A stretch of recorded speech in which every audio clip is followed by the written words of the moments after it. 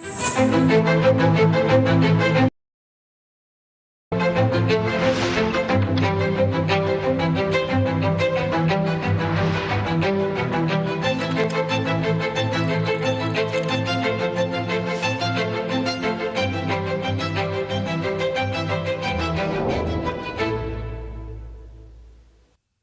प्यारे देशवासियों, नमस्कार।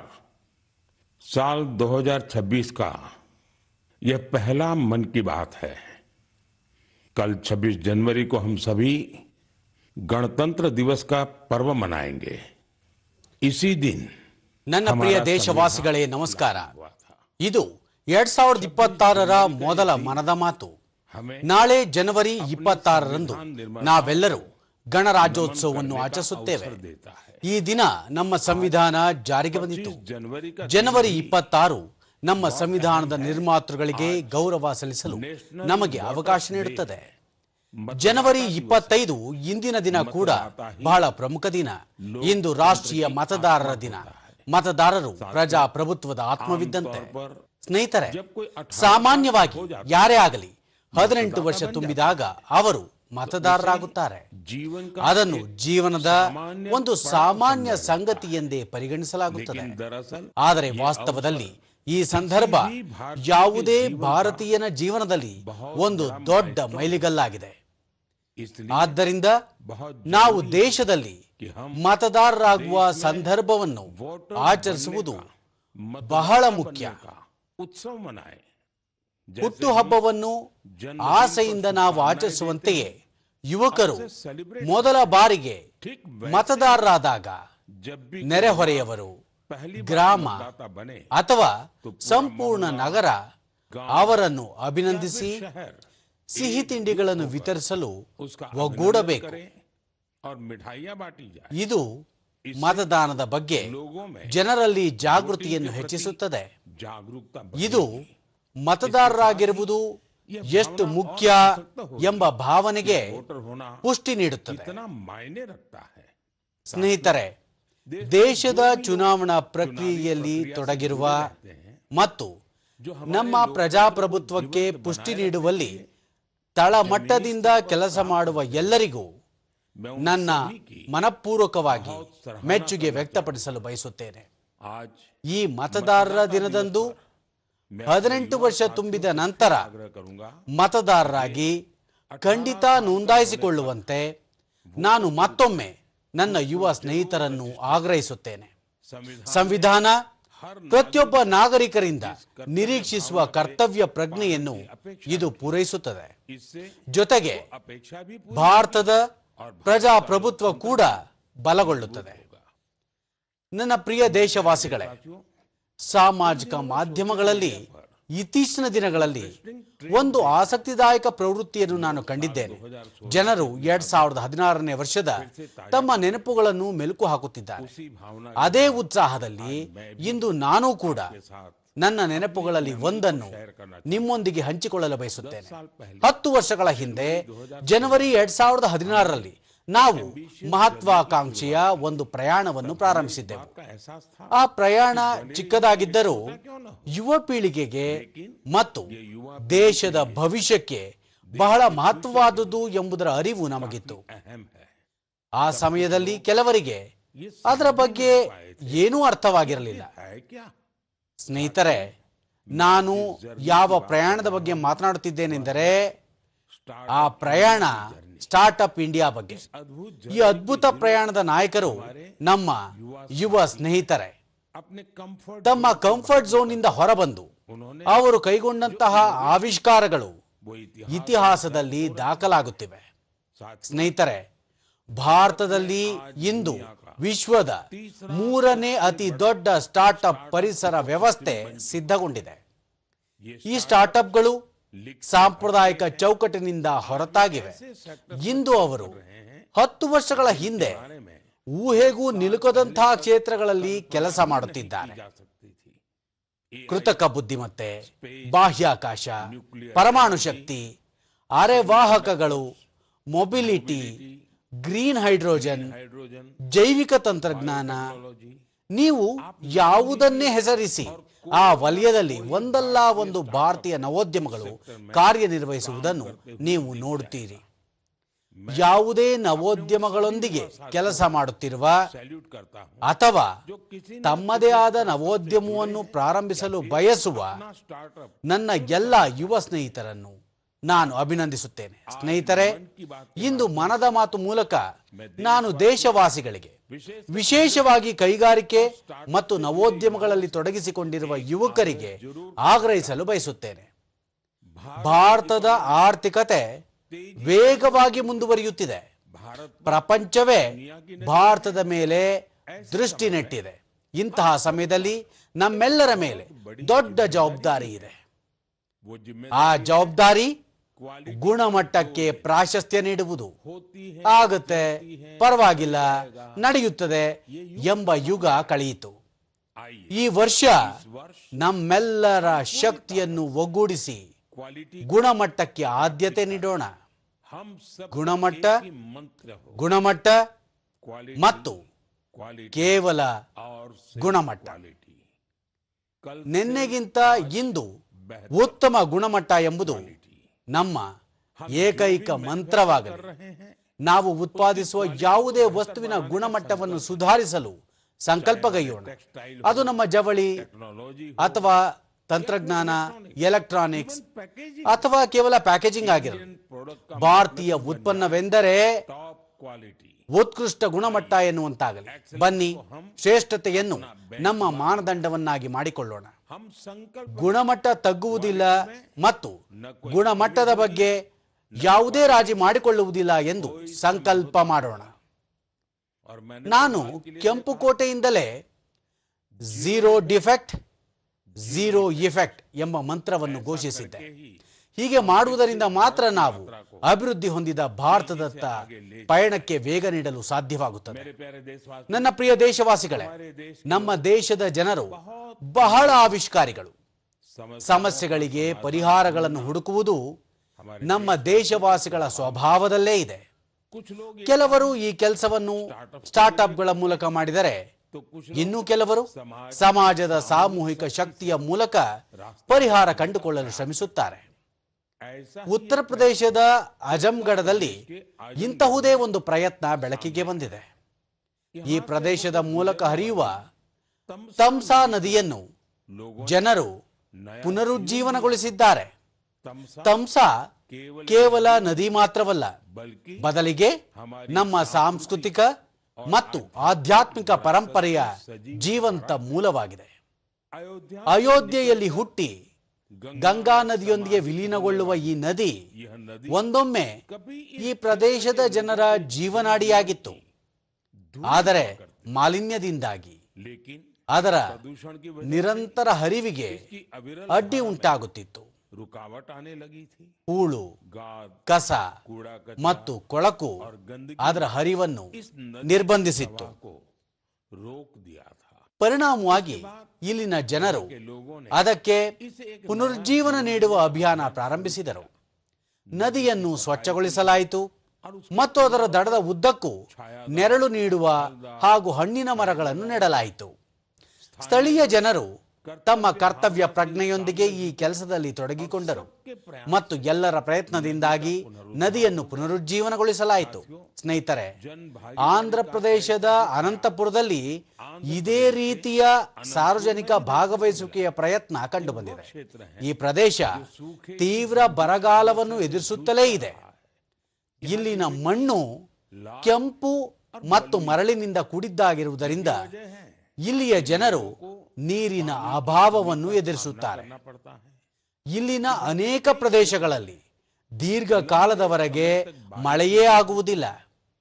ಅದೆಷ್ಟೋ ಬಾರಿ ಜನರು ಅನಂತಪುರವನ್ನು ಮರುಭೂಮಿಯ ಬರಗಾಲಕ್ಕೆ ಹೋಲಿಸುತ್ತಾರೆ. ಸ್ನೇಹಿತರೆ, ಈ ಸಮಸ್ಯೆಯನ್ನು ಪರಿಹರಿಸಲು ಸ್ಥಳೀಯರು ಜಲಮೂಲಗಳನ್ನು ಸ್ವಚ್ಛಗೊಳಿಸುವ ಸಂಕಲ್ಪ ಮಾಡಿದರು. ನಂತರ ಆಡಳಿತದ ಸಹಯೋಗದೊಂದಿಗೆ ಅನಂತ ನೀರು ಸಂರಕ್ಷಣಂ ಯೋಜನೆಯನ್ನು ಪ್ರಾರಂಭಿಸಲಾಯಿತು. ಈ ಪ್ರಯತ್ನದಡಿಯಲ್ಲಿ 10ಕ್ಕೂ ಹೆಚ್ಚು ಜಲಮೂಲಗಳನ್ನು ಪುನರುಜ್ಜೀವನಗೊಳಿಸಲಾಗಿದೆ. ಆ ಜಲಾಶಯಗಳಲ್ಲಿ ಈಗ ನೀರು ಭರ್ತಿಯಾಗುತ್ತಿದೆ ಜೊತೆಗೆ 7,000ಕ್ಕೂ ಹೆಚ್ಚು ಮರಗಳನ್ನು ಇಲ್ಲಿ ನೆಡಲಾಗಿದೆ. ಇದರ ಅರ್ಥ ಅನಂತಪುರದಲ್ಲಿ ನೀರಿನ ಸಂರಕ್ಷಣೆಯ ಜೊತೆಗೆ ವೃಕ್ಷಾರೋಪಣ ಕೂಡ ವೃದ್ಧಿಸಿದೆ. ಮಕ್ಕಳು ಈಗ ಇಲ್ಲಿ ಈಜುವುದನ್ನು ಆನಂದಿಸಬಹುದು. ಒಂದು ರೀತಿಯಲ್ಲಿ ಇಲ್ಲಿನ ಸಂಪೂರ್ಣ ಪರಿಸರ ವ್ಯವಸ್ಥೆ ಪುನರುಜ್ಜೀವಿತಗೊಂಡಿದೆ. ಸ್ನೇಹಿತರೆ, ಅದು ಆಜಂಗಢ ಆಗಿರಲಿ ಅಥವಾ ಅನಂತಪುರ ಆಗಿರಲಿ, ಇಲ್ಲವೇ ದೇಶದ ಬೇರೆ ಯಾವುದೇ ಪ್ರದೇಶವಾಗಿರಲಿ, ಜನರು ಒಗ್ಗೂಡಿ ಕರ್ತವ್ಯ ಪ್ರಜ್ಞೆಯೊಂದಿಗೆ ದೊಡ್ಡ ಸಾಧನೆ ಮಾಡುವುದನ್ನು ನೋಡುವುದು ಸಂತಸದ ಸಂಗತಿಯಾಗಿದೆ. ಸಾರ್ವಜನಿಕ ಭಾಗವಹಿಸುವಿಕೆ ಮತ್ತು ಸಾಮೂಹಿಕತೆಯ ಈ ಮನೋಭಾವವೇ ನಮ್ಮ ರಾಷ್ಟ್ರದ ದೊಡ್ಡ ಶಕ್ತಿಯಾಗಿದೆ. ನನ್ನ ಪ್ರಿಯ ದೇಶವಾಸಿಗಳೇ, ಶತಮಾನಗಳಿಂದ ನಮ್ಮ ದೇಶದಲ್ಲಿ ಭಜನೆಗಳು ಮತ್ತು ಕೀರ್ತನೆಗಳು ನಮ್ಮ ಸಂಸ್ಕೃತಿಯ ಆತ್ಮದಂತಿವೆ. ನಾವು ದೇವಾಲಯಗಳಲ್ಲಿ ಭಜನೆಗಳನ್ನು ಕೇಳಿದ್ದೇವೆ, ಕಥೆಗಳನ್ನು ಕೇಳುತ್ತಿದ್ದೇವೆ ಮತ್ತು ಪ್ರತಿ ಯುಗವು ಅದರ ಕಾಲಕ್ಕೆ ಅನುಗುಣವಾಗಿ ಭಕ್ತಿಯ ಸಾರದಲ್ಲಿ ಮಿಂದೆದ್ದಿದೆ. ಇಂದಿನ ಪೀಳಿಗೆಯೂ ಸಹ ಅದ್ಭುತ ಕಾರ್ಯಗಳನ್ನು ಸಾಧಿಸುತ್ತಿದೆ. ಇಂದಿನ ಯುವಕರು ತಮ್ಮ ಅನುಭವಗಳಲ್ಲಿ ಮತ್ತು ಜೀವನ ಶೈಲಿಯಲ್ಲಿ ಭಕ್ತಿಯನ್ನು ಅಳವಡಿಸಿಕೊಂಡಿದ್ದಾರೆ. ಈ ಚಿಂತನೆಯು ಹೊಸ ಸಾಂಸ್ಕೃತಿಕ ಪ್ರವೃತ್ತಿಗೆ ನಾಂದಿ ಹಾಡಿದೆ. ಸಾಮಾಜಿಕ ಮಾಧ್ಯಮದಲ್ಲಿ ಇಂತಹ ವಿಡಿಯೋಗಳನ್ನು ನೀವು ಖಂಡಿತ ನೋಡಿರಬಹುದು. ದೇಶಾದ್ಯಂತ ವಿವಿಧ ನಗರಗಳಲ್ಲಿ ಯುವಕರು ಹೆಚ್ಚಿನ ಸಂಖ್ಯೆಯಲ್ಲಿ ಒಗ್ಗೂಡುತ್ತಿದ್ದಾರೆ. ವೇದಿಕೆ ಅಲಂಕೃತಗೊಂಡಿರುತ್ತದೆ, ಬೆಳಕು ಇರುತ್ತದೆ, ಸಂಗೀತವೂ ಇರುತ್ತದೆ, ಎಲ್ಲ ಆಡಂಬರ ಮತ್ತು ಪ್ರದರ್ಶನವಿರುತ್ತದೆ. ಅಲ್ಲಿಯ ವಾತಾವರಣ ಯಾವುದೇ ಸಂಗೀತ ಕಚೇರಿಗಿಂತ ಕಡಿಮೆಯೇನಿರುವುದಿಲ್ಲ. ಅದನ್ನು ನೋಡಿದರೆ ಯಾವುದೋ ಭವ್ಯ ಸಂಗೀತ ಕಚೇರಿಯಂತೆ ಭಾಸವಾಗುತ್ತದೆ. ಆದರೆ ಅಲ್ಲಿ ಸಂಪೂರ್ಣ ಏಕಾಗ್ರತೆ, ಸಮರ್ಪಣೆ ಮತ್ತು ಸಂಪೂರ್ಣ ಲಯದೊಂದಿಗೆ ಹಾಡಲಾಗುವ ಭಜನೆಗಳು ಪ್ರತಿಧ್ವನಿಸುತ್ತವೆ. ಇಂದು ಈ ಪ್ರವೃತ್ತಿಯನ್ನು ಭಜನ್ ಕ್ಲಬ್ಬಿಂಗ್ ಎಂದು ಕರೆಯಲಾಗುತ್ತಿದೆ. ವಿಶೇಷವಾಗಿ ಜೆನ್ಜಿ ಯುವ ಜನರಲ್ಲಿ ಇದು ಹೆಚ್ಚು ಜನಪ್ರಿಯವಾಗುತ್ತಿದೆ. ಈ ಕಾರ್ಯಕ್ರಮಗಳಲ್ಲಿ ಭಜನೆಗಳ ಘನತೆ ಮತ್ತು ಶುದ್ಧತೆಯನ್ನು ಕಾಪಾಡಿಕೊಳ್ಳುವುದನ್ನು ನೋಡಿ ಆನಂದವಾಗುತ್ತದೆ. ಭಕ್ತಿಯನ್ನು ಹಗುರವಾಗಿ ಪರಿಗಣಿಸಲಾಗುವುದಿಲ್ಲ. ಶಬ್ದಗಳ ಪಾವಿತ್ರ್ಯತೆ ಅಥವಾ ಭಾವನೆಗಳಿಗೆ ಧಕ್ಕೆಯಾಗುವುದಿಲ್ಲ.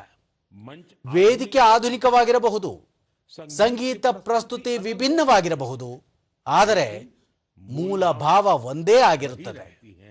ಅಲ್ಲಿ ಆಧ್ಯಾತ್ಮಿಕತೆಯ ನಿರಂತರ ಹರಿವು ಅನುಭವಿಸಲ್ಪಡುತ್ತದೆ. ನನ್ನ ಪ್ರಿಯ ದೇಶವಾಸಿಗಳೇ, ಇಂದು ನಮ್ಮ ಸಂಸ್ಕೃತಿ ಮತ್ತು ಹಬ್ಬಗಳು ಪ್ರಪಂಚದಾದ್ಯಂತ ತಮ್ಮದೇ ಛಾಪನ್ನು ಮೂಡಿಸುತ್ತಿವೆ. ಪ್ರಪಂಚದ ಮೂಲೆ ಮೂಲೆಯಲ್ಲಿಯೂ ಭಾರತೀಯ ಹಬ್ಬಗಳನ್ನು ಅತ್ಯಂತ ಉತ್ಸಾಹ ಮತ್ತು ಸಂತೋಷದಿಂದ ಆಚರಿಸಲಾಗುತ್ತದೆ.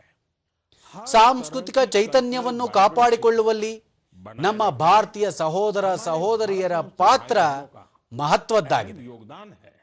ಅವರು ಎಲ್ಲೇ ಇರಲಿ ನಮ್ಮ ಸಂಸ್ಕೃತಿಯ ಮೂಲ ಸಾರವನ್ನು ಸಂರಕ್ಷಿಸಿ ಉತ್ತೇಜಿಸುತ್ತಿದ್ದಾರೆ. ಈ ನಿಟ್ಟಿನಲ್ಲಿ ಮಲೇಷ್ಯಾದಲ್ಲಿರುವ ನಮ್ಮ ಭಾರತೀಯ ಸಮುದಾಯ ಶ್ಲಾಘನೀಯ ಕೆಲಸವನ್ನು ಮಾಡುತ್ತಿದೆ. ಮಲೇಷ್ಯಾದಲ್ಲಿ 500ಕ್ಕೂ ಹೆಚ್ಚು ತಮಿಳು ಶಾಲೆಗಳಿವೆ ಎಂದು ತಿಳಿದರೆ ನಿಮಗೆ ಆಶ್ಚರ್ಯವಾಗುತ್ತದೆ. ತಮಿಳು ಭಾಷೆಯನ್ನು ಕಲಿಸುವುದರ ಜೊತೆಗೆ ಇತರ ವಿಷಯಗಳನ್ನು ಕೂಡ ಇಲ್ಲಿ ತಮಿಳಿನಲ್ಲಿ ಕಲಿಸಲಾಗುತ್ತದೆ. ಅಲ್ಲದೆ ತೆಲುಗು ಮತ್ತು ಪಂಜಾಬಿ ಸೇರಿದಂತೆ ಇತರ ಭಾರತೀಯ ಭಾಷೆಗಳ ಮೇಲೆ ವಿಶೇಷ ಗಮನ ಹರಿಸಲಾಗುತ್ತಿದೆ. ಸ್ನೇಹಿತರೆ, ಭಾರತ ಮತ್ತು ಮಲೇಷ್ಯಾ ನಡುವಿನ ಐತಿಹಾಸಿಕ ಮತ್ತು ಸಾಂಸ್ಕೃತಿಕ ಸಂಬಂಧಗಳನ್ನು ಬಲಪಡಿಸುವಲ್ಲಿ ಒಂದು ಸಂಸ್ಥೆ ಮಹತ್ವದ ಪಾತ್ರ ವಹಿಸಿದೆ. ಇದರ ಹೆಸರು ಮಲೇಷ್ಯಾ ಇಂಡಿಯಾ ಹೆರಿಟೇಜ್ ಸೊಸೈಟಿ. ವಿವಿಧ ಕಾರ್ಯಕ್ರಮಗಳ ಜೊತೆಗೆ ಈ ಸಂಸ್ಥೆ ಎರಡೂ ದೇಶಗಳನ್ನು ಸಂಪರ್ಕಿಸುವ ಸಾಂಸ್ಕೃತಿಕ ತಾಣಗಳನ್ನು ಒಳಗೊಂಡ ಹೆರಿಟೇಜ್ ವಾಕ್ ಸಹ ಆಯೋಜಿಸುತ್ತದೆ. ಕಳೆದ ತಿಂಗಳು ಮಲೇಷ್ಯಾದಲ್ಲಿ मलेशिया में iconic Lal pot sari iconic walk ಆಯೋಜಿಸಲಾಗಿತ್ತು. आयोजन किया गया। ಈ ಸೀರೆಯು साड़ी का ನಮ್ಮ ಬಂಗಾಳಿ ಸಂಸ್ಕೃತಿಯೊಂದಿಗೆ ವಿಶೇಷ ಸಂಬಂಧವನ್ನು ಹೊಂದಿದೆ. ಈ ಕಾರ್ಯಕ್ರಮದಲ್ಲಿ ಅತ್ಯಂತ ಹೆಚ್ಚಿನ ಸಂಖ್ಯೆಯಲ್ಲಿ ಈ ಸೀರೆಯನ್ನು ಧರಿಸಿದ ಜನರು ಹೊಸ ದಾಖಲೆ ನಿರ್ಮಿಸಿದರು. ಇದನ್ನು ಮಲೇಷ್ಯಾದ ಬುಕ್ ಆಫ್ ರೆಕಾರ್ಡ್ಸ್ ನಲ್ಲಿ ದಾಖಲಾಗಿದೆ. इस मौके ಒಡಿಸ್ಸಿ ನೃತ್ಯ ಮತ್ತು ಬೌಲ್ ಸಂಗೀತ ಜನರ ಮನಗೆದ್ದಿತು. लोगों का दिल जीत लिया। ನಾನು ಹೇಳಬಲ್ಲೆ, सकता हूं ಸಾಯಾ ಬರ್ಬಾಂಗ ದೇಂಗಾನ್ ಡಿಯೋಸ್ಪೊರಾ ಇಂಡಿಯಾ ದಿ ಮಲೇಷಿಯಾ ಮೇರೆ ಕಾ ಮಂಬಾವಾ ಇಂಡಿಯಾ ದಾನ್ ಮಲೇಷಿಯಾ सेमा के ಸೆಮಾಕಿನ್ ರಾಪಾ. मलेशिया के हमारे भारतवंशियों को, ಮಲೇಷ್ಯಾದಲ್ಲಿರುವ ನಮ್ಮ ಭಾರತೀಯ ವಲಸಿಗರಿಗೆ ನನ್ನ ಅನಂತ ಶುಭಾಶಯಗಳು. मेरे प्यारे देशवासियों, ನನ್ನ ಪ್ರೀತಿಯ ದೇಶ ಬಾಂಧವರೇ, ನಾವು ಭಾರತದ ಯಾವುದೇ ಭಾಗಕ್ಕೆ ಹೋದರೂ ಅಲ್ಲಿ ನಮಗೆ ಏನಾದರೊಂದು ಅಸಾಧಾರಣವಾದ ಅದ್ಭುತವಾದ ಅಂಶ ಖಂಡಿತವಾಗಿಯೂ ಕಾಣಸಿಗುತ್ತದೆ. कई बार ಕೆಲವೊಮ್ಮೆ ಮಾಧ್ಯಮದ ಪ್ರಚಾರದ ಭರಾಟೆಯಲ್ಲಿ ಈ ವಿಷಯಗಳಿಗೆ ಜಾಗ ದೊರೆಯುವುದಿಲ್ಲ. लेकिन ಆದರೆ ನಮ್ಮ ಸಮಾಜದ ನಿಜವಾದ ಶಕ್ತಿ ಯಾವುದೆಂದು ಇವುಗಳಿಂದ ತಿಳಿದು ಬರುತ್ತದೆ. इनसे ಇವುಗಳಿಂದ ಏಕತೆಯ ಮನೋಭಾವ ಅತ್ಯುನ್ನತವಾಗಿರುವ मिलती है। ನಮ್ಮ ಆ ಮೌಲ್ಯ ವ್ಯವಸ್ಥೆಗಳ ಒಂದು ನೋಟವು ದೊರೆಯುತ್ತದೆ. गुजरात ಗುಜರಾತ್ನ बेचरा ಬೇಚರಾಜಿಯ ಚಂದನ್ಕಿ ಗ್ರಾಮದ ಸಂಪ್ರದಾಯ अपने ಬಹಳ ವಿಶಿಷ್ಟವಾಗಿದೆ. ಇಲ್ಲಿನ ಜನರು, ವಿಶೇಷವಾಗಿ ವೃದ್ಧರು, बुजुर्ग ತಮ್ಮ ಮನೆಗಳಲ್ಲಿ ಅಡುಗೆ ಮಾಡುವುದಿಲ್ಲ ಎಂದು खाना नहीं बनाते, ನಾನು ಹೇಳಿದರೆ तो आपको है ನಿಮಗೆ ನಿಜಕ್ಕೂ ಆಶ್ಚರ್ಯವಾಗುತ್ತದೆ. इसकी वजह ಇದಕ್ಕೆ ಕಾರಣವೆಂದರೆ ಅಲ್ಲಿರುವ ಭವ್ಯವಾದ ಸಮುದಾಯ ಅಡುಗೆ ಮನೆ, इस ಅಂದರೆ ಕಮ್ಯುನಿಟಿ ಕಿಚನ್. ಈ ಸಮುದಾಯ ಅಡುಗೆ ಮನೆಯಲ್ಲಿ ಒಂದೇ ಬಾರಿಗೆ ಇಡೀ ಗ್ರಾಮದ ಜನರಿಗಾಗಿ ಭೋಜನ ತಯಾರಾಗುತ್ತದೆ ಮತ್ತು ಜನರು ಒಟ್ಟಿಗೆ ಕುಳಿತು ಊಟ ಮಾಡುತ್ತಾರೆ. बीते ಕಳೆದ 15 ವರ್ಷಗಳಿಂದ ಈ ಸಂಪ್ರದಾಯ ನಿರಂತರವಾಗಿ ಮುಂದುವರಿಯುತ್ತಿದೆ. इतना ही ಇಷ್ಟೇ ಅಲ್ಲದೆ यदि ಯಾರಾದರೊಬ್ಬರು ಅನಾರೋಗ್ಯಕ್ಕೆ ಗುರಿಯಾದರೆ उसके लिए ಅವರಿಗಾಗಿ ಟಿಫಿನ್ ಸೇವೆಯೂ ಲಭ್ಯವಿದೆ. ಅಂದರೆ ಅವರ ಮನೆಗೆ ಆಹಾರ ತಲುಪಿಸುವ ಏರ್ಪಾಡು ಕೂಡ ಇದೆ. ಗ್ರಾಮದ ಈ ಸಾಮೂಹಿಕ ಭೋಜನದಿಂದ ಜನರು ಆನಂದದಿಂದ ಇದ್ದಾರೆ. ಈ ಉಪಕ್ರಮ ಕೇವಲ ಜನರನ್ನು ಪರಸ್ಪರ ಸಂಪರ್ಕಿಸುವುದು ಮಾತ್ರವಲ್ಲದೆ ಒಂದೇ ಕುಟುಂಬವೆಂಬ ಭಾವನೆಯನ್ನು ಉತ್ತೇಜಿಸುತ್ತದೆ. ಸ್ನೇಹಿತರೆ, ಭಾರತದ ಕೌಟುಂಬಿಕ ವ್ಯವಸ್ಥೆ, ಫ್ಯಾಮಿಲಿ ಸಿಸ್ಟಮ್ ನಮ್ಮ ಸಂಪ್ರದಾಯದ ಅವಿಭಾಜ್ಯ ಅಂಗವಾಗಿದೆ. ವಿಶ್ವದ ಅನೇಕ ದೇಶಗಳಲ್ಲಿ ಇದನ್ನು ಬಹಳ ಕುತೂಹಲದಿಂದ ನೋಡಲಾಗುತ್ತದೆ. देखा जाता है। ಅನೇಕ ದೇಶಗಳಲ್ಲಿ ಇಂತಹ ಕೌಟುಂಬಿಕ ವ್ಯವಸ್ಥೆಯ ಬಗ್ಗೆ ಬಹಳ ಗೌರವವಿದೆ. भाव है। ಕೆಲವೇ ದಿನಗಳ ಹಿಂದೆ ನನ್ನ ಸೋದರ ಯುಎಇ ರಾಷ್ಟ್ರಪತಿ ಶ್ರೀ ಶೇಖ್ ಮೊಹಮ್ಮದ್ ಬಿನ್ ಝಯಾದ್ ಅಲ್ ನಹಯಾನ್ नाहयान ಭಾರತಕ್ಕೆ ಆಗಮಿಸಿದ್ದರು. 2026ನೇ ವರ್ಷವನ್ನು ಯುಎಇ ಕುಟುಂಬದ ವರ್ಷವಾಗಿ ಆಚರಿಸುತ್ತದೆ ಎಂದು ಅವರು ನನಗೆ ಹೇಳಿದರು. ಅಲ್ಲಿನ ಜನರಲ್ಲಿ ಸಾಮರಸ್ಯ ಮತ್ತು ಸಮುದಾಯ ಮನೋಭಾವವನ್ನು ಬಲಪಡಿಸುವುದು सामुदायिक ಇದರ ಉದ್ದೇಶವಾಗಿದೆ. और मजबूत हो, ಇದು ನಿಜಕ್ಕೂ ಬಹಳ ಶ್ಲಾಘನೀಯ ಉಪಕ್ರಮವಾಗಿದೆ. ये पहल है। ಸ್ನೇಹಿತರೆ, ಕುಟುಂಬ ಮತ್ತು ಸಮಾಜದ ಶಕ್ತಿ ಒಂದುಗೂಡಿದಾಗ ನಾವು ಅತ್ಯಂತ ಕಠಿಣ ಸವಾಲುಗಳನ್ನು ಕೂಡ ಸುಲಭವಾಗಿ ಜಯಿಸಬಹುದು. मुझे ಅನಂತನಾಗ್ನ ಶೇಖ್ ಗುಂಡ್ ಗ್ರಾಮ ಕುರಿತಂತೆ ವಿಷಯವೊಂದು ನನಗೆ ತಿಳಿದು ಬಂದಿದೆ. यहाँ ಇಲ್ಲಿ ಮಾದಕ ಪದಾರ್ಥಗಳು, ತಂಬಾಕು, ಸಿಗರೇಟ್ ಮತ್ತು ಮದ್ಯ ಸೇವನೆಗೆ ಸಂಬಂಧಿಸಿದ ಸವಾಲುಗಳು ಹೆಚ್ಚಾಗಿದ್ದವು. गई थी। ಇವುಗಳನ್ನು ನೋಡಿ देखकर ಅಲ್ಲಿನ यहाँ के ಮೀರ್ ಜಾಫರ್ ಅವರಿಗೆ ಬಹಳ ಚಿಂತೆಯಾಯಿತು. परेशान हुए, ಅವರು ಈ ಸಮಸ್ಯೆಯನ್ನು ದೂರ ಮಾಡಬೇಕೆಂದು ಪಣ ತೊಟ್ಟರು. की ठान ली। ಅವರು उन्होंने ಗ್ರಾಮದ ಯುವ ಜನತೆಯಿಂದ ವೃದ್ಧರವರೆಗೂ बुजुर्गों तक ಎಲ್ಲರನ್ನೂ ಒಗ್ಗೂಡಿಸಿದರು. जुट किया। ಅವರ ಈ ಉಪಕ್ರಮ का असर ಅದೆಷ್ಟು ಪ್ರಭಾವ ಬೀರಿತು ಎಂದರೆ वहाँ की ಅಲ್ಲಿನ ಅಂಗಡಿಗಳು ತಂಬಾಕು ಉತ್ಪನ್ನಗಳ ಮಾರಾಟವನ್ನೇ ನಿಲ್ಲಿಸಿಬಿಟ್ಟವು. ಈ ಪ್ರಯತ್ನದಿಂದಾಗಿ ಮಾದಕ ಪದಾರ್ಥಗಳಿಂದ ಉಂಟಾಗುವ ಅಪಾಯಗಳ ಬಗ್ಗೆ ಸಾರ್ವಜನಿಕರಲ್ಲಿ ಜಾಗೃತಿ ಹೆಚ್ಚಾಯಿತು. ಸ್ನೇಹಿತರೆ, ಅನೇಕ ವರ್ಷಗಳಿಂದ ನಿಸ್ವಾರ್ಥ ಭಾವನೆಯಿಂದ ಸಮಾಜದ ಸೇವೆಯಲ್ಲಿ ತೊಡಗಿಕೊಂಡಿರುವ ಹಲವಾರು ಸಂಸ್ಥೆಗಳು ನಮ್ಮ ದೇಶದಲ್ಲಿವೆ. ಇಂತಹ ಒಂದು ಸಂಸ್ಥೆ ಪಶ್ಚಿಮ ಬಂಗಾಳದ ಪೂರ್ವ ಮೇದಿನಿಪುರದ ಫರೀದ್ಪುರದಲ್ಲಿದೆ. ಈ ಸಂಸ್ಥೆಯ ಹೆಸರು ವಿವೇಕಾನಂದ್ ಲೋಕ್ ಶಿಕ್ಷಾ ನಿಕೇತನ್ ಎಂಬುದಾಗಿದೆ. ಈ ಸಂಸ್ಥೆ ಕಳೆದ 4 ದಶಕಗಳಿಂದ ಮಕ್ಕಳು ಮತ್ತು ವೃದ್ಧರ ಲಾಲನೆ ಪಾಲನೆಯ ಕೆಲಸದಲ್ಲಿ ತೊಡಗಿಕೊಂಡಿದೆ. ಗುರುಕುಲ ಪದ್ಧತಿಯಲ್ಲಿ ಶಿಕ್ಷಣ ಮತ್ತು ಶಿಕ್ಷಕರ ತರಬೇತಿಯೊಂದಿಗೆ ಈ ಸಂಸ್ಥೆ ಸಮಾಜ ಕಲ್ಯಾಣದ ಅನೇಕ ಉದಾತ್ತ ಕಾರ್ಯಗಳಲ್ಲಿ ತೊಡಗಿಕೊಂಡಿದೆ. ನಮ್ಮ ದೇಶವಾಸಿಗಳಲ್ಲಿ ಈ ನಿಸ್ವಾರ್ಥ ಸೇವಾ ಮನೋಭಾವ ಇನ್ನಷ್ಟು ಬಲಗೊಳ್ಳಲಿ ಎಂದು ನಾನು ಹಾರೈಸುತ್ತೇನೆ. ನನ್ನ ಪ್ರೀತಿಯ ದೇಶವಾಸಿಗಳೇ, ಮನ್ ಕಿ ಬಾತ್ನಲ್ಲಿ ನಾವು ಸ್ವಚ್ಛತೆಯ ವಿಷಯ ಕುರಿತು ಮಾತನಾಡುತ್ತಲೇ ಇರುತ್ತೇವೆ. ನಮ್ಮ ಯುವ ಜನತೆ ತಮ್ಮ ಸುತ್ತಮುತ್ತಲಿನ ಸ್ವಚ್ಛತೆಯ ಬಗ್ಗೆ ಬಹಳ ಜಾಗೃತರಾಗಿರುವುದನ್ನು ನೋಡಿ ನನಗೆ ಹೆಮ್ಮೆ ಎನಿಸುತ್ತದೆ. ಅರುಣಾಚಲ ಪ್ರದೇಶದಲ್ಲಿನ ಇಂಥ ವಿಶಿಷ್ಟ ಪ್ರಯತ್ನದ ಬಗ್ಗೆ ನನಗೆ ಮಾಹಿತಿ ದೊರೆತಿದೆ. ದೇಶದಲ್ಲಿ ಸೂರ್ಯನ ಕಿರಣ ಎಲ್ಲಕ್ಕಿಂತ ಮೊದಲು ಸ್ಪರ್ಶಿಸುವ ಭೂಮಿ ಅರುಣಾಚಲ ಪ್ರದೇಶ ಎನಿಸಿದೆ. ಇಲ್ಲಿನ ಜನರು ಪರಸ್ಪರ ಜೈ ಹಿಂದ್ ಎಂದು ವಂದನೆ ಸಲ್ಲಿಸುತ್ತಾರೆ. ಇಲ್ಲಿ ಇಟಾನಗರದಲ್ಲಿ ಯುವ ಜನರ ಸಮೂಹವೊಂದು ಹೆಚ್ಚಿನ ಗಮನ ಅಗತ್ಯವಿರುವ ಪ್ರದೇಶವನ್ನು ಸ್ವಚ್ಛಗೊಳಿಸಲು ಒಗ್ಗೂಡಿತು. ಈ ಯುವ ಜನರು ಬೇರೆ ಬೇರೆ ನಗರಗಳಲ್ಲಿ ಸಾರ್ವಜನಿಕ ಸ್ಥಳಗಳನ್ನು ಸ್ವಚ್ಛಗೊಳಿಸುವ ಕೆಲಸವನ್ನು ತಮ್ಮ ಧ್ಯೇಯವಾಗಿಸಿಕೊಂಡರು. ನಂತರ ಇಟಾನಗರ್, ನಾಹರ್ಲಾಗುನ್, ದೋಯಿ ಮುಖ್, ಸೇಪಾ, ಪಾಲಿನ್ ಮತ್ತು ಪಾಸಿಘಾಟ್ನಲ್ಲಿ ಕೂಡ ಈ ಅಭಿಯಾನವನ್ನು ನಡೆಸಲಾಯಿತು. ಈ ಯುವ ಜನರು ಈಗ ಸುಮಾರು 11 ಲಕ್ಷ ಕಿಲೋಗಿಂತಲೂ ಅಧಿಕ ತ್ಯಾಜ್ಯವನ್ನು ತೊಲಗಿಸಿ ಸ್ವಚ್ಛಗೊಳಿಸಿದ್ದಾರೆ. ಯೋಚಿಸಿ ನೋಡಿ ಸ್ನೇಹಿತರೆ, ಯುವ ಜನರು ಒಟ್ಟಾಗಿ ಸೇರಿ 11 ಲಕ್ಷ ಕಿಲೋ ತ್ಯಾಜ್ಯವನ್ನು ನಿರ್ಮೂಲನೆ ಮಾಡಿದ್ದಾರೆ. ಸ್ನೇಹಿತರೆ, ಇನ್ನೊಂದು ಉದಾಹರಣೆ ಅಸ್ಸಾಂನಿಂದ.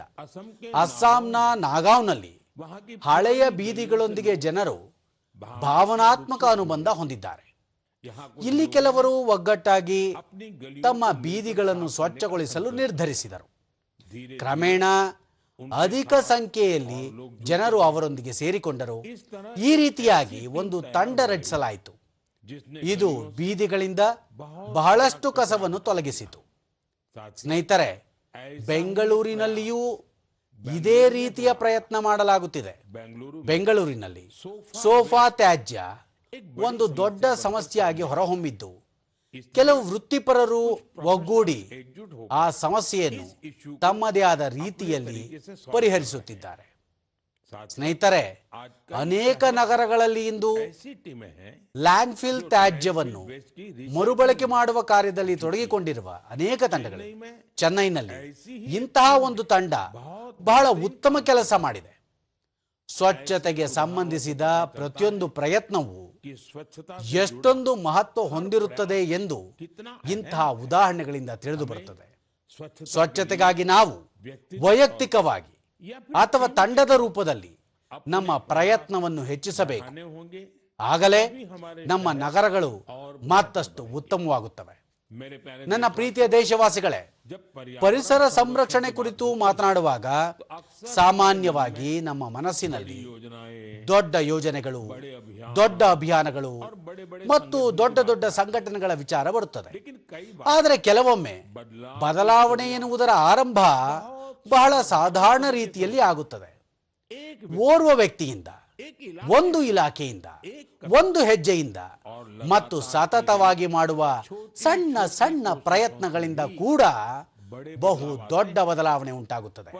ಪಶ್ಚಿಮ ಬಂಗಾಳದ ಕೂಚ್ ಬಿಹಾರ್ ನಿವಾಸಿ ಬೇನೋಯ್ ದಾಸ್ ಅವರ ಪ್ರಯತ್ನ ಇದಕ್ಕೆ ಒಂದು ಉದಾಹರಣೆಯಾಗಿದೆ.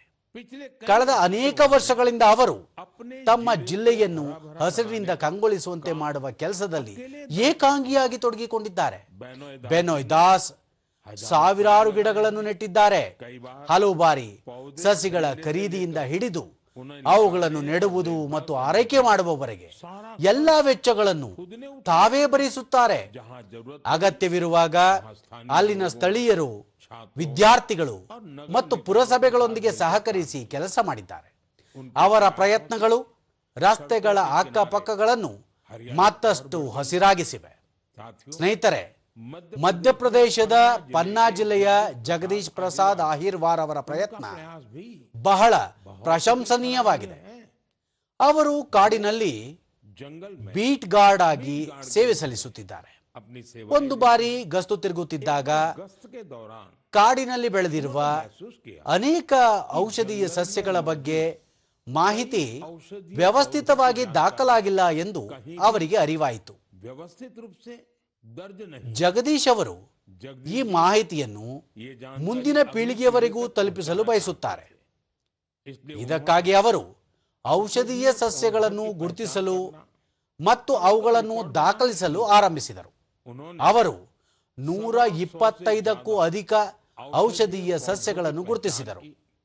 ಪ್ರತಿಯೊಂದು ಸಸ್ಯದ ಚಿತ್ರ, ಹೆಸರು, ಉಪಯೋಗ, ದೊರೆಯುವ ಸ್ಥಳದ ಮಾಹಿತಿಯನ್ನು ಸಂಗ್ರಹಿಸಿದರು. उनकी जुटाई गई ಅವರು ಸಂಗ್ರಹಿಸಿದ ಮಾಹಿತಿಯನ್ನು वन ಅರಣ್ಯ ಇಲಾಖೆ ಸಂಗ್ರಹಿಸಿ ಪುಸ್ತಕದ ರೂಪದಲ್ಲಿ ಪ್ರಕಟಿಸಿತು. विभाग भी किया।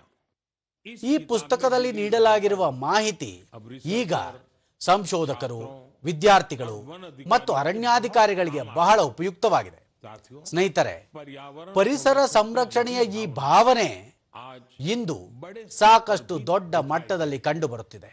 इसी ಇದೇ ಚಿಂತನೆಯೊಂದಿಗೆ ದೇಶಾದ್ಯಂತ ಒಂದು ಸಸಿ ತಾಯಿಯ ಹೆಸರಿನಲ್ಲಿ ಅಭಿಯಾನ ನಡೆಸಲಾಗುತ್ತಿದೆ. इस ಈ ಅಭಿಯಾನದಲ್ಲಿ ಇಂದು ಕೋಟ್ಯಾಂತರ ಜನರು ಕೈಜೋಡಿಸಿದ್ದಾರೆ. ಇಲ್ಲಿಯವರೆಗೂ ದೇಶದಲ್ಲಿ 200 ಕೋಟಿಗೂ ಅಧಿಕ ಗಿಡಗಳನ್ನು ನೆಡಲಾಗಿದೆ. ಪರಿಸರ ಸಂರಕ್ಷಣೆಯ ಬಗ್ಗೆ ಜನರಲ್ಲಿ ಜಾಗೃತಿ ಹೆಚ್ಚಾಗುತ್ತಿದೆ अब लोग ಮತ್ತು ज्यादा ಜನರು ಯಾವುದಾದರೊಂದು ರೀತಿಯಲ್ಲಿ ತಮ್ಮ ಕೊಡುಗೆ ನೀಡಲು ಬಯಸುತ್ತಿದ್ದಾರೆ. ನನ್ನ ಪ್ರೀತಿಯ ದೇಶವಾಸಿಗಳೇ, ನಾನು ನಿಮ್ಮೆಲ್ಲರನ್ನು ಮತ್ತೊಂದು ವಿಷಯಕ್ಕಾಗಿ ಶ್ಲಾಘಿಸಲು ಬಯಸುತ್ತೇನೆ. वजह ಅದು ಮಿಲೆಟ್ಸ್, यानी ಅಂದರೆ श्री अन्न। ಸಿರಿಧಾನ್ಯಗಳು. मुझे ये देखकर खुशी ಸಿರಿಧಾನ್ಯಗಳ ಬಗ್ಗೆ अन्न के ದೇಶದ ಜನರ ಪ್ರೀತಿ ಸತತವಾಗಿ ಹೆಚ್ಚಳವಾಗುತ್ತಿರುವುದನ್ನು ಕಂಡು ನನಗೆ ಆನಂದವಾಗುತ್ತಿದೆ. ನಾವು 2023 ಸಿರಿಧಾನ್ಯಗಳ ವರ್ಷವೆಂದು ಘೋಷಿಸಿದ್ದೆವು. लेकिन आज ಆದರೆ ಇಂದು 3 ವರ್ಷಗಳ ನಂತರವೂ ದೇಶ ಮತ್ತು ಇಡೀ ಜಗತ್ತಿನಲ್ಲಿ ಈ ಆಹಾರದ ಬಗ್ಗೆ ಕಂಡುಬರುತ್ತಿರುವ ಉತ್ಸಾಹ ಮತ್ತು ಬದ್ಧತೆ ಬಹಳ ಉತ್ತೇಜನಕಾರಿಯಾಗಿದೆ. ಸ್ನೇಹಿತರೆ, तमिलनाडु ತಮಿಳುನಾಡಿನ कुरिची ಕಲ್ಕುರಿಚಿ ಜಿಲ್ಲೆಯಲ್ಲಿ महिला किसान ರೈತ ಮಹಿಳೆಯರ ಒಂದು ಗುಂಪು ಪ್ರೇರಣೆಗೆ ಮೂಲವಾಗಿದೆ. यहाँ के ಇಲ್ಲಿನ पेरिया पालय ಪೆರಿಯಾ मिलेट ಕಲ್ರಾಯಂ ಮಿಲೆಟ್ ಎಫ್ಪಿಸಿಯೊಂದಿಗೆ ಸುಮಾರು 800 ರೈತ ಮಹಿಳೆಯರು ತೊಡಗಿಕೊಂಡಿದ್ದಾರೆ. मिलेट ಹೆಚ್ಚಾಗುತ್ತಿರುವ ಸಿರಿಧಾನ್ಯಗಳ ಜನಪ್ರಿಯತೆಯನ್ನು ಕಂಡ ಈ ಮಹಿಳೆಯರು मिलेट ಸಿರಿಧಾನ್ಯ ಸಂಸ್ಕರಣಾ ಘಟಕವನ್ನು ಸ್ಥಾಪಿಸಿದರು. वो मिलेट से ಈಗ ಅವರು ಸಿರಿಧಾನ್ಯಗಳಿಂದ ತಯಾರಿಸಿದ ಉತ್ಪನ್ನಗಳನ್ನು ನೇರವಾಗಿ ಮಾರುಕಟ್ಟೆಗೆ ತಲುಪಿಸುತ್ತಿದ್ದಾರೆ. ಸ್ನೇಹಿತರೆ, ರಾಜಸ್ಥಾನದ ರಾಮ್ಸರ್ನಲ್ಲಿ ಕೂಡ ರೈತರು ಸಿರಿಧಾನ್ಯದ ಕೃಷಿಯಲ್ಲಿ ಆವಿಷ್ಕಾರಗಳನ್ನು ಮಾಡುತ್ತಿದ್ದಾರೆ. ಇಲ್ಲಿನ ರಾಮ್ಸರ್ ಸಾವಯವ ರೈತ ಉತ್ಪಾದನಾ ಕಂಪನಿಯೊಂದಿಗೆ 900ಕ್ಕೂ ಅಧಿಕ ರೈತರು ಜೋಡಣೆಯಾಗಿದ್ದಾರೆ. ಈ ರೈತರು ಪ್ರಮುಖವಾಗಿ बाजरे की ಸಜ್ಜೆ ಬೆಳೆಯುತ್ತಾರೆ. ಇಲ್ಲಿ ಸಜ್ಜೆಯನ್ನು ಸಂಸ್ಕರಿಸಿ ಸೇವನೆಗೆ ಸಿದ್ಧ ಲಡ್ಡು ತಯಾರಿಸಲಾಗುತ್ತದೆ. इसकी ಇದಕ್ಕೆ ಮಾರುಕಟ್ಟೆಯಲ್ಲಿ ಬಹಳ ಬೇಡಿಕೆ ಇದೆ. इतना ही ಸ್ನೇಹಿತರೆ, ಕೇವಲ ಇಷ್ಟೇ ಅಲ್ಲ, ಇತ್ತೀಚೆಗೆ ಅನೇಕ ದೇವಾಲಯಗಳಲ್ಲಿ ವಿತರಿಸುವ ಪ್ರಸಾದದ ತಯಾರಿಕೆಯಲ್ಲಿ ಕೇವಲ ಸಿರಿಧಾನ್ಯಗಳನ್ನು ಬಳಸಲಾಗುತ್ತದೆ ಎಂಬ ವಿಷಯ ನನಗೆ ಬಹಳ ಸಂತೋಷ ತಂದಿದೆ. ನಾನು ಉಪಕ್ರಮಕ್ಕಾಗಿ ಇಂತಹ ದೇವಾಲಯಗಳ ಎಲ್ಲ ನಿರ್ವಾಹಕರನ್ನು ಹೃತ್ಪೂರ್ವಕವಾಗಿ ಅಭಿನಂದಿಸುತ್ತೇನೆ. ಸ್ನೇಹಿತರೆ, ಸಿರಿಧಾನ್ಯಗಳು ಅನ್ನದಾತರ ವರಮಾನ ಹೆಚ್ಚಳ ಮಾಡುತ್ತಿರುವುದರ ಜೊತೆಗೆ ಜನರ ಆರೋಗ್ಯದಲ್ಲಿ ಕೂಡ ಸುಧಾರಣೆಯ ಭರವಸೆಯಾಗುತ್ತಾ ಬಂದಿದೆ. ಸಿರಿಧಾನ್ಯಗಳಲ್ಲಿ ಪೋಷಕಾಂಶಗಳು ಸಮೃದ್ಧವಾಗಿರುತ್ತವೆ. ಇವು ಅತ್ಯುತ್ತಮ ಆಹಾರವಾಗಿವೆ. ನಮ್ಮ ದೇಶದಲ್ಲಿ ಚಳಿಗಾಲದಲ್ಲಂತೂ ಇದರ ಸೇವನೆಯನ್ನು ಅತ್ಯುತ್ತಮವೆಂದು ಭಾವಿಸಲಾಗುತ್ತದೆ. ಈ ದಿನಗಳಲ್ಲಿ ನಾವು ಸಿರಿಧಾನ್ಯಗಳ ಸೇವನೆಯನ್ನು ಖಂಡಿತವಾಗಿಯೂ ಮಾಡಬೇಕು. ನನ್ನ ಪ್ರೀತಿಯ ದೇಶ ಬಾಂಧವರೇ, ಮನದ ಮಾತಿನಲ್ಲಿ ಅನೇಕ ವಿಷಯಗಳ ಬಗ್ಗೆ ಮಾತನಾಡುವ ಅವಕಾಶ ನಮಗೆ ಮತ್ತೊಮ್ಮೆ ದೊರೆಯಿತು. ಈ ಕಾರ್ಯಕ್ರಮ ನಮ್ಮ ದೇಶದ ಸಾಧನೆಗಳನ್ನು ಅರಿತುಕೊಳ್ಳಲು ಮತ್ತು ಅವುಗಳನ್ನು ಆನಂದಿಸಿ ಆಚರಿಸಲು ನಮಗೆ ಅವಕಾಶ ನೀಡುತ್ತದೆ. ಫೆಬ್ರವರಿ ತಿಂಗಳಿನಲ್ಲಿ ಇಂತಹುದೇ ಮತ್ತೊಂದು ಅವಕಾಶ ಬರುತ್ತಿದೆ. ಮುಂದಿನ ತಿಂಗಳು ಇಂಡಿಯಾ ಎಐ ಇಂಪ್ಯಾಕ್ಟ್ ಸಮಿಟ್ ನಡೆಯಲಿದೆ. ಈ ಶೃಂಗಸಭೆಯಲ್ಲಿ ವಿಶ್ವದೆಲ್ಲೆಡೆಯಿಂದ ವಿಶೇಷವಾಗಿ ತಂತ್ರಜ್ಞಾನ ಕ್ಷೇತ್ರದಲ್ಲಿ ತೊಡಗಿಕೊಂಡಿರುವ ತಜ್ಞರು ಭಾರತಕ್ಕೆ ಆಗಮಿಸಲಿದ್ದಾರೆ. ಈ ಸಮಾವೇಶ ಕೃತಕ ಬುದ್ಧಿಮತ್ತೆ ಕ್ಷೇತ್ರದಲ್ಲಿ ಭಾರತದ ಪ್ರಗತಿ ಮತ್ತು ಸಾಧನೆಗಳನ್ನು ವಿಶ್ವದ ಮುಂದಿಡಲಿದೆ. ಈ ಕಾರ್ಯಕ್ರಮದಲ್ಲಿ ಪಾಲ್ಗೊಳ್ಳಲಿರುವ ಪ್ರತಿಯೊಬ್ಬರಿಗೂ ನಾನು ಹೃತ್ಪೂರ್ವಕ ಅಭಿನಂದನೆಗಳನ್ನು ಹೇಳುತ್ತಿದ್ದೇನೆ. ಮುಂದಿನ ತಿಂಗಳು ಮನದ ಮಾತಿನಲ್ಲಿ ಇಂಡಿಯಾ ಎಐ ಇಂಪ್ಯಾಕ್ಟ್ ಸಮಿಟ್ ಕುರಿತಂತೆ ನಾವು ಖಂಡಿತವಾಗಿಯೂ ಮಾತನಾಡೋಣ. ದೇಶ ಬಾಂಧವರ ಮತ್ತಷ್ಟು ಸಾಧನೆಗಳ ಬಗ್ಗೆ ಕೂಡ ಮಾತನಾಡೋಣ. ಇಂದಿನ ಮನ್ ಕಿ ಬಾತ್ ಅನ್ನು ಇಲ್ಲಿಗೆ ಮುಕ್ತಾಯಗೊಳಿಸೋಣ. ನಾಳಿನ ಗಣರಾಜ್ಯೋತ್ಸವಕ್ಕಾಗಿ ಮತ್ತೊಮ್ಮೆ ನಿಮಗೆಲ್ಲರಿಗೂ ಅನೇಕ ಶುಭ ಹಾರೈಕೆಗಳು. ಧನ್ಯವಾದ. मन की बात में विदा दीजिए. कल के गणतंत्र दिवस के लिए एक बार फिर आप सभी को मेरी बहुत बहुत शुभकामनाएं. धन्यवाद.